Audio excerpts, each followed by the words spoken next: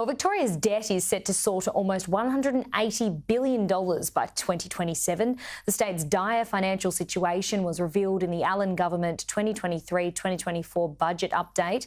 The Victorian government's net debt remains, though, higher than the New South Wales, Queensland and Tasmanian combined.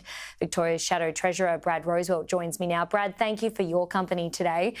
People are doing it tough at the moment. There is absolutely no doubt about that. Premier Jacinta Allan is blaming the COVID pandemic and Ukraine war for some of these increased costs that we're seeing. Is that fair?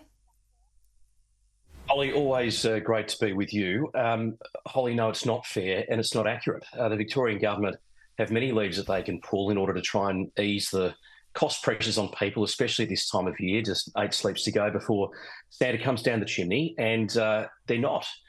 This year alone, energy prices in Victoria have increased by 25% for households, 26% for businesses, and that's making life harder. Victoria is the most expensive place to send your kid to a state school, at the same time as our education results are flatlining. Things are going up, costs are going up. Victoria is the highest tax state in the nation as well. And the Allan Labor government really need to, instead of blaming other people, have a hard look in the mirror and start taking responsibility and start easing some of those cost pressures on people, especially this time of year. Well, Brad, as you've just mentioned, the debt continues to grow despite new taxes on schools, rents, holidays and even visits to the GP. Under Jacinta Allan, major projects have now blown out by a total of at least $38.8 billion. The budget for Victoria's largest road project, the North East Link, has blown out by more than $10 billion and is now estimated to cost $26 billion. How is this happening? What's going on? Well, clearly Labor can't manage money. In Victoria, the way they treat their economy, our economy, it's a bit like tragically sitting by whilst observing a bin fire take place before you, Holly. And the greatest tragedy of that is that it's Victorians' money that's going up in smoke because the Allan Labor government, after 9 years of being in government, continues to waste. They continue to tax and they continue to make decisions, bad decisions that they've taken, the problems of Victorians, the problems of Victorian singles and families. And look, at this time of year, they just simply cannot afford it.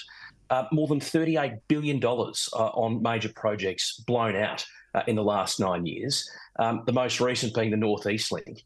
Now, that means that our daily interest bill in this state is reaching something like $24 million a day, each and every day.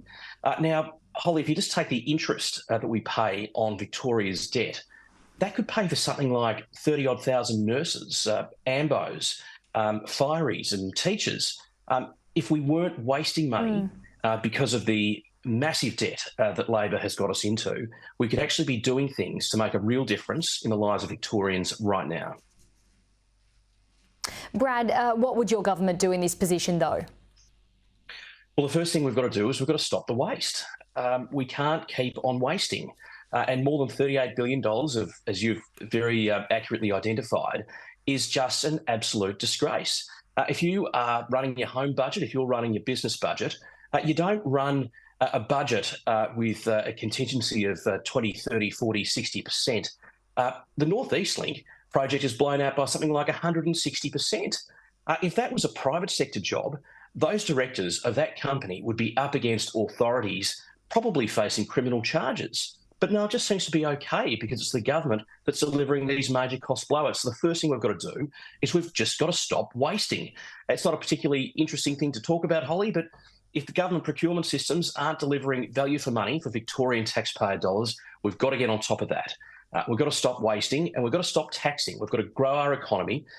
We've got to roll out the red carpet to new businesses, give people the opportunity in Victoria to employ more people and grow the economic pie so everyone wins. OK, Brad Rowswell, thank you as always for your time, especially on a Sunday and leading into Christmas as well. Thank you. Always a pleasure.